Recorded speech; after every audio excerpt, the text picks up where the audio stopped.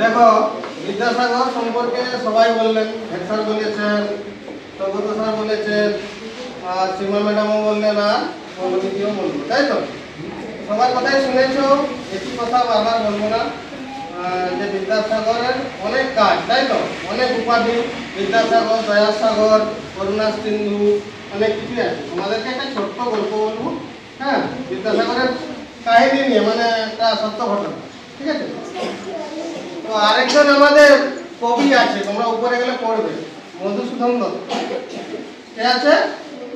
মধুসূদন দত্ত। ওদের কবিতা তোমরা পড়বে পরে গিয়ে, মাইকেল মধুসূদন দত্ত। তো সেই মাইকেল মধুসূদন দত্ত অনেক বড় ঘরের ছেলে, মানে ওর বাড়ির অবস্থা খুব ভালো, তাই তো?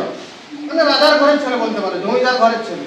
তার টাকা পয়সার কোনো কিছুর অভাব ছিল না, তার মধুসূদন দত্ত, তাই তো?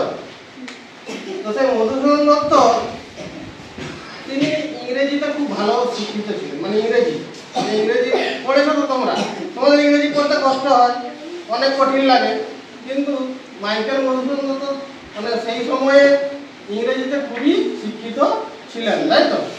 আর তার খুব বড় বড় আকাঙ্ক্ষা ছিল, মানে বড় বড় আকাঙ্ক্ষা কি, যে রবীন্দ্রনাথ, তারপরে নজরুল, এরা তো বাংলাতে কবিতা লিখছে, আমি ইংরেজিতে কবিতা লিখবো। কিসে লিখবো? ইংরেজি, তাই তো? তাই ইংরেজিতে কবিতা লিখবো বলে তিনি চলে গেলেন কোথায়? বিদেশে, মানে বাইরে চলে গেলেন, বোঝা গেল? বাইরে চলে গিয়ে তিনি ইংরেজিতে কবিতা লেখা শুরু করলেন। কিন্তু ঘটনা হলো যে সেই সময় অনেক বড় বড় কবি ছিল, তোমরা বড় হয়ে পড়বে, তখন বড় বড় কবি ছিল, বায়রন, তারপরে কিটস, শেলি, ওয়ার্ডসওয়ার্থ, এরকম এদের নাম পড়বে তোমরা। এরা তো ইংরেজিতে কবিতা লিখে নোবেল পেয়েছে, বড় বড় পুরস্কার পেয়েছে, তাই তো? তাহলে তখন ইংরেজি সাহিত্যে অনেক বড় বড় কবি, তাই তো? আর বাংলাতে তো আমাদের কে আছে? রবীন্দ্রনাথ আছে, নজরুল আছে, আরো অনেক বড় বড় কবি আছে, তাই তো? তো এই মুহূর্তে তাকে আর কেউ গ্রহণ করছে না, কাকে? মধুসূদন দত্ত। কিন্তু তার মনের ইচ্ছা, আমি বিশাল বড় একটা কবি হব। আবার কিসে কবি হব? ইংরেজি ভাষার কবি হব, তাই তো? তো তিনি যে এইগুলা লিখছেন, কেউ কিন্তু পড়ছে, মানে বেশি জন পড়ছে না, তিনি বিখ্যাত হতে পারছেন। তার ফলে কি হলো? তোমরা যদি ধরো কোনো কাজ করতে যাও, হ্যাঁ, তোমার একটা কাজ করার খুব ইচ্ছে, কিন্তু সেই কাজে যদি তুমি সফল না হও, তোমার কি মনে হবে? ভালো লাগে না, ছেড়ে দিই, তাই তো? তারপরে তুমি হতাশ হয়ে যাবে, কারোর সাথে মিশবে না, তারপরে যেখানে সেখানে টাকা খরচ করতে থাকবে, তাই তো? তো মধুসূদনের তো টাকার অভাব ছিল না, সে কি করলো?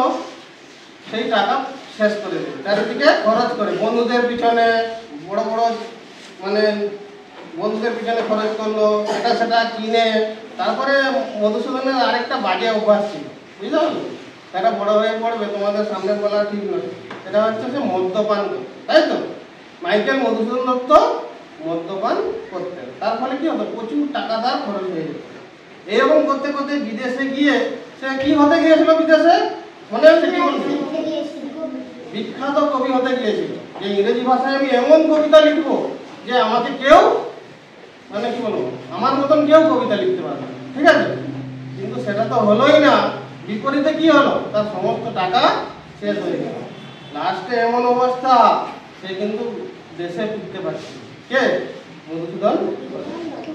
তখন সে সবাইকে অনুরোধ করেছে, তার বন্ধুদের, হ্যাঁ, কেউ কিন্তু তাকে টাকা দেয়নি। একমাত্র বিদ্যাসাগরকে চিঠি লিখেছে। তাকে? বিদ্যাসাগর। তোমরা শুনেছো স্যারেরা কি বলেছে? বিদ্যাসাগর হচ্ছে দয়ার সাগর, তার কাছে যে আবেদন করবে সে খালি হাতে কিন্তু ফেরায়, তাই তো? তো এই যে মধুসূদন তাকে চিঠি লিখলো যে বিদ্যাসাগর মহাশয়, আমার তো এখন খুব খারাপ অবস্থা, আমি এরকম বিখ্যাত হতে এসেছিলাম, কিন্তু পারলাম না, এখন আমি মানে ঋণগ্রস্ত হয়ে গেছি, আমি দেনার দায়ে আমি বিক্রি হতে চলেছি, আমি শেষ হয়ে যাচ্ছি, আপনি আমাকে উদ্ধার করুন, তাই তো? তখন বিদ্যাসাগর কি করেছিল? টাকা পাঠিয়েছিল, তাকে সাহায্য করেছিল। বিদ্যাসাগর তো বড়, মানে তার নাম ধাম অনেক না, সে সংস্কৃত কলেজের অধ্যক্ষ, ইংরেজদের সাথে তার ভালো যোগাযোগ আছে, তাই না? তার ফলে কি হলো? তিনি সাহায্য করার জন্য কিন্তু কে ফিরে এসেছিল? মধুসূদন দত্ত সেই বিদেশ থেকে। নাহলে সে বিদেশে কিন্তু সে শেষ হয়ে যেত, বিদেশে তার জীবন শেষ হয়ে যেত, কারণ তার টাকা ছিল না, সব তো শেষ করে দিয়েছিল। তখন সে বিদ্যাসাগর তাকে সাহায্য করেছিল বলে সে ফিরে এসেছিল কোথায়, নিজের দেশে। আর নিজের দেশে ফিরে এসে মধুসূদন দত্ত কি করেছিল, আর জীবনে ইংরেজি লিখেছে, কিন্তু আর তার ইংরেজির প্রতি আর মন ছিল না। তখন সে নিজের দেশের ভাষাকে ভালোবাসত, মাতৃভাষা। কি ভাষা? বাংলা। এবং বাংলা ভাষায় সে অনেক বড় বড় জিনিস লিখেছে। তোমরা পড়বে, মেঘনাদ বধ কাব্য একটা আছে, তাই তো? আরো আছে গজাঙ্গনা কাব্য আছে, বীরাঙ্গনা কাব্য আছে, অনেক কিছু লিখেছে মানে বাংলাতে। এবং তার একটা বৈশিষ্ট্য ছিল, তার তোমরা যদি মধুসূদন দত্তের কবিতা দেখো তবে প্রত্যেকটাতে 14টা করে মাত্রা আছে। কটা করে? অক্ষরগুলো গুনবে, প্রত্যেকটাতে 14টা করে অক্ষর আছে। এরকম লিখতে পারবে? বিশাল বড় প্রতিভাবান কবি ছিল। এবং সেই ছন্দটাকে বলা হতো অমিত্রাক্ষর ছন্দ। কি বলা হতো? অমিত্রাক্ষর, তাই তো? আর হচ্ছে বিদ্যাসাগরের ভাই স্পেশালি একটা কবিতা লিখেছিল, তোমরা পড়বে। সেটা কি? বিদ্যাসাগর তুমি বিখ্যাত ভারতে, করুণার সিন্ধু তুমি সেই জানো। আরো পড়বে, নিচের দিকে আছে দিন যে দিনের বন্ধু। মানে বিদ্যাসাগরের প্রতি তার একটা, মানে তার কাছে ভগবানের মতো হয়ে গেছিল বিদ্যাসাগর। বিদ্যাসাগর না থাকলে উদ্ধার পেত না। কে? মধুসূদন। বোঝা গেল? এই একটা গল্প বললাম, আর বিশেষ কিছু বলবো না। বিদ্যাসাগর সম্বন্ধে তোমরা অনেক পড়বে, বর্ণ পরিচয়, কথামালা, বোধোদয়, অনেক জিনিস লিখে গেছে, ঠিক আছে? তো সেগুলো সব পড়বে। আর এই যে দিনটা পালন হচ্ছে, দিনটা তাৎপর্য বুঝতে পারছো তো? যে অসম্ভব শিক্ষিত মানুষ, তাই তো? আমাদের এই যে পাশে বেশি দূর নয়, তোমরা ট্রেনে গেলে তার বাড়ি পেয়ে যাবো। ঘাটাল মহকুমার কোথায়? বীরসিংহ গ্রামে তার জন্ম, পূর্ব মেদিনীপুর, ঠিক আছে? তো এই বলে আমার বক্তৃতা শেষ করছি। ভালো থাকো সবাই। বিদ্যাসাগর সম্পর্কে সবাই কিন্তু পড়াশোনা করো, ঠিক আছে?